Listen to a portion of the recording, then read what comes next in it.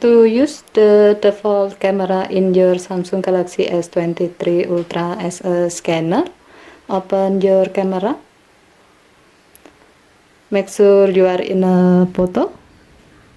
Now prepare the document you like to scan.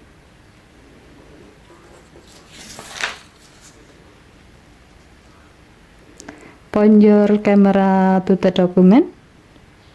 You can see that your camera will detect it as document.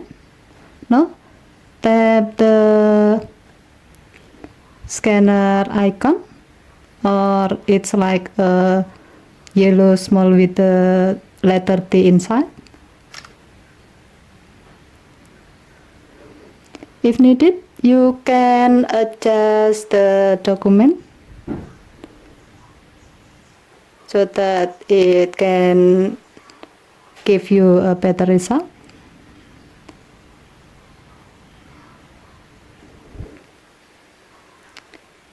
If you are okay with the result, tap save button.